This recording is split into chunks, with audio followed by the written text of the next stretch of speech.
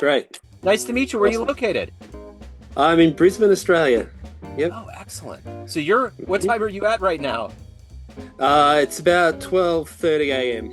Okay, all right. Yeah, Well, yeah. I, So I, not I too late. yeah. Well, I love the future, so I love these interviews, so it's good. That's right. Yes, I'm about 15 hours ahead. There you go. I'm in Kansas City, Missouri, in the jazz cradle in the middle of the country here in America. Oh, there you go. Oh, I Yeah, thought it was Chicago for some reason, but maybe that's what it said on the email. yeah. I think it might be time zone. Whenever they do the time zone adjustments, it's always Right. Chicago. So, but yeah, man. Ah, Thank you for reaching out to the show. I'm looking forward to getting into your trio album. So, thank you for taking a minute out. thanks for having me. It's a real pleasure. Yes, sir, absolutely. And before we get into the album, I know that the response to COVID around the world was different for everybody. Australia was a lot different from America, but it affected everybody in a very specific way, especially musicians. How did you It did. survive COVID, and how did it change the way that you do things? Uh, well, it's an interesting thing. I have a teaching job at the local conservatory.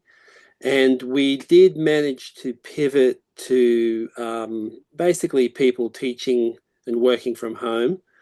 Um, so, as far as students and teaching went, that was okay. Obviously, you know, I guess universities and colleges everywhere tried to run ensembles online, which really didn't work. So there were certain things that could work, certain things that didn't work. I did some other work in that period for a couple of other unis, which was basically online. So everybody had to quickly adapt to using all the different softwares. It seemed like every college had a different platform that they liked to use, so I got familiar pretty quickly. If you've got a dozen people sitting around watching you type in music on a scoring program at the same time. It's funny how you forget because we've gone back to one on like live teaching now. So I just go, my goodness, how do you do all that again? And even signing on to Zoom now, I'm going, oh yeah, what do you do? But yeah, it was okay as far as that went. Obviously, gigs and shows just stopped. So I think in that period, I did play a couple of one or two, things in someone's lounge room where a small group of people were able to get together and do like a Zoom concert. I did one thing or one or two things in an empty club that then streamed the concert. That was very weird. That was very, very strange, actually, to just sort of just absolutely no one there except us playing and little camera set up and Yeah. people tuned in. I mean, I guess people had nothing else to do, so they tuned in and commented, and it was really quite nice, but very strange. Yeah, Yes. for sure. So talk to me about the new album. How did this come about? Was it informed by living through the pandemic? What was kind of the artistic force? Well, yeah. I mean, as far as this album of basically Thelonious Monk music, it's been something I wanted to do for a little while. Yeah. I got a trio together and decided to do the gig. I didn't really do a lot of publicity about it. Andrew and John basically approached me quite late in the piece and said, "Do you want to record it for the album series that they're doing?" And I thought, well, why not? So the recording was somewhat of a later decision than actually doing the gig, Yeah. which was the important thing. And I think for that reason, the entire show didn't make it onto the album. There's a few things that listened to the recording and went, well, it was fine in the show, but I'd rather I played that better or something for a few tunes. And also, Andrew and John were very keen on, having some original content. So I had a few of my own tunes on there as well that I don't know how well they sit in with Thelonious Monk's music, but yeah, it was a sort of a mixed bag of an evening, really. But the idea was to try to play an evening of Monk's music and as many tunes of his as I could squeeze into a couple of sets. Yeah. So let me ask you this. Take me back Mm-hmm. to the beginnings where you're born and raised and how the seeds of music and more specifically jazz became your life. Yeah, it's an interesting one. It might be a strange story for American listeners because we're really so remote from the source here. I Yeah. was born in Bundaberg, which is probably about 6 hours north of where I am now, Brisbane. Is a real sugar cane growing district in a subtropical, tropical, very hot. Yeah, so I was born there and started schooling and probably listening to music there. My parents weren't never played instruments, but obviously loved music. And I don't know, we came down here to Brisbane later on, and I think I was just lucky at school to want to take guitar lessons, and my teacher just happened to be a local working jazz guitarist. So he was very open minded, though. You know, I got into all the teenage rock and roll things that one does. But at the same time, I was getting exposed to jazz music um, through him, and probably also subtly from music that my folks liked.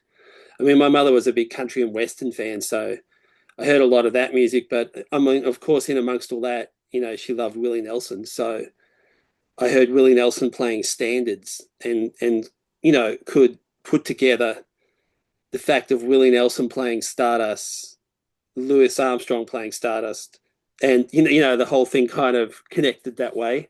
It's a very strange story. There was not as much of obvious examples of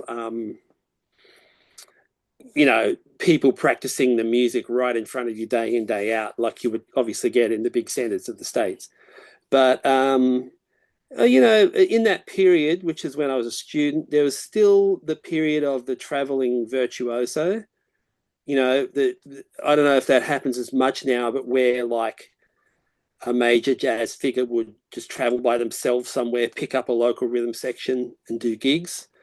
Yeah, I saw many famous jazz artists do that who just came to Australia on tour, picked up a local rhythm section, and did gigs that way. As far as guitarists, people like Joe Pass, Herb Ellis were very big in that period. Younger people like Emily Remler, the great Emily Remler, had a big effect. It's kind of amazing to see like a young person and a young woman doing that at that period, which is like the late 80s. Um, oh, Kenny Burrell, I heard like people did sort of come through here, and you could go to the show and kind of soak it up that way as well. It also coincided with my local conservatory starting a jazz program up basically right around where I left school. So I managed to audition for that and get in, and you start meeting people and it goes on from there. Yeah. So Yeah. what do you like the best about being a professional musician? What wakes you up every day? What motivates you? Well, it's such an interesting life. There's many different challenges all the time. I do a lot of freelancing these days, so less regular bands. And and I must admit that I guess being a guitar player, maybe you tend to move around in wider circles than you would if you were strictly a bebop horn player or something like that. Yeah. So I've worked a lot with singers, all kinds of different musicians, um, playing people's own music, playing other people's music. Um, yeah, it's very diverse. And as far as it, jazz, it's just a continual study. I don't know. I just keep coming back to it. I definitely have periods where I've left it and gone, oh, I can't do it anymore. I have to go and play something else. But I always just keep coming back to it. It's endlessly fascinating, and I really think that's how it's always been. I don't know. It's just endlessly curious, and you just get bitten by the bug, and you Yeah. I that's it. yeah, Yeah. I know. I mean, after I listened to Kind of Blue, the curtains parted and I was like, what is this music? And then you just kind of start going from there. Um, Just I remember it blew my mind. I, yeah. I heard that in that very formative period, and yeah, you just it's like this whole other thing that you walk into. It's Yeah, astounding. Yeah. it is. What was the first live jazz show or show in general that you saw that blew you away, that made you think that maybe you wanted to do this with your life? Uh, uh, it's hard to it's hard to put my finger on it. I know that eventually I saw like one of the probably one of the big artists in that period, who were touring. So that it may not have been massive shows. I mean, Pat Metheny came here in the mid '80s, was a big concert. In the sort of, I think our city, Brisbane, had a freshly built art centre and auditorium. Like a modern kind of concert hall, which was packed out with all the jazz fans for that thing. So that had a big effect. I mean, I saw maybe a little later, John McLaughlin came here with that kind of more like an acoustic trio um, with the drummer, the Indian drummer Trilok Gurtu. That totally blew my mind. Whenever I sometimes get to play in the concert hall for various gigs, and performances and shows. That's the main concert hall in town here. And whenever I do, I have to go and stand in the spot where he was, where I remember where he was, and just go, oh my god, So, um, yeah, things like that. But I saw a lot of stuff in little clubs. There were little jazz clubs with people. I mean, a name that's not very well known is someone like Richie Cole. If any listeners know of him, the Yeah, alto player. I mean, he toured here fairly regularly and, basically picked up local bands. I don't ever remember, I remember seeing him a couple of times in that period, but never with like bringing a band. He always had like local musicians, some of whom I know. Emily Remler played with a drummer who's a kind of colleague of mine to this day, around my age. He must have been quite young when he did that gig. People like that just in little clubs where you're yeah, going, oh my goodness. There's just several sort of Australian practitioners. I don't know if James Morrison's name is known, yeah, the trumpet player. yeah. Just he played with Oscar Peterson and people like that. Just amazing. I mean, years later, I was one of the pickup musicians who played with James here and there when he would tour through. So, it's kind of an interesting circle to have your mind blown by someone from your country. He's actually from Sydney, I think. So occasionally bigger name musicians like that would tour up here as well, and you would see them. Yeah, Yeah. interesting. Yeah, for sure. Yeah, when I moved during the pandemic. I moved in January 2020. I moved to the hometown of Pat Metheny. So every time I would reference that, I've got so many Pat Metheny stories.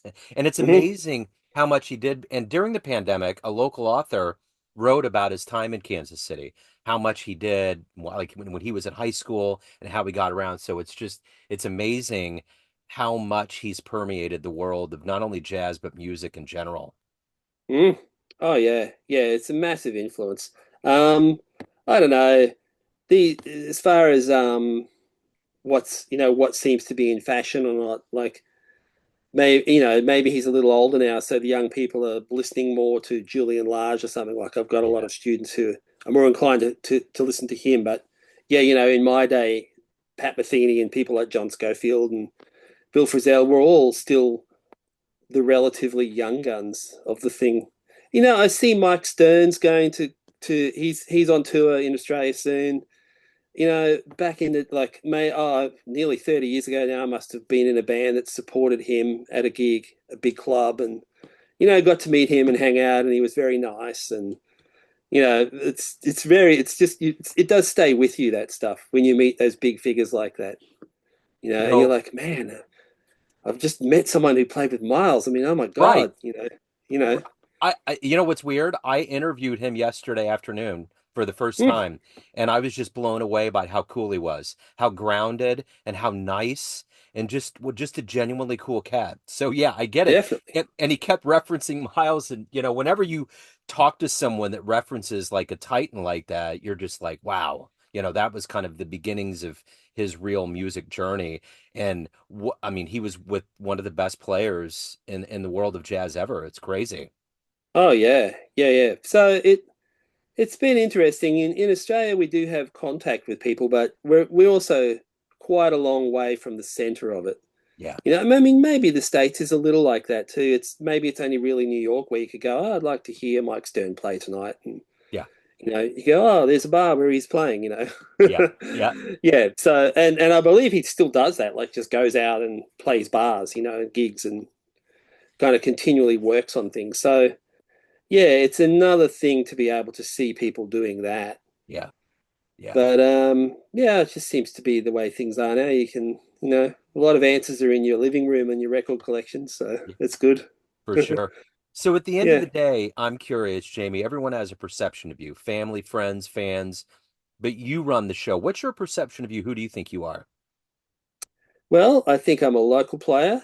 I think I've made some good music. Obviously, because this is my hometown, there are still people who remember me sounding very studenty and not that good. You know, it's a funny kind of thing because it is your hometown. People just heard you for years and like, ah, yes, it's you, you know. But you do know it is nice sometimes when somebody who's not from here comes in and goes, wow, you play okay, you know. Yeah, And you go, oh yeah, yeah, maybe I do. So I feel like I've done some good stuff. I've just tried to just work continually locally and just keep improving.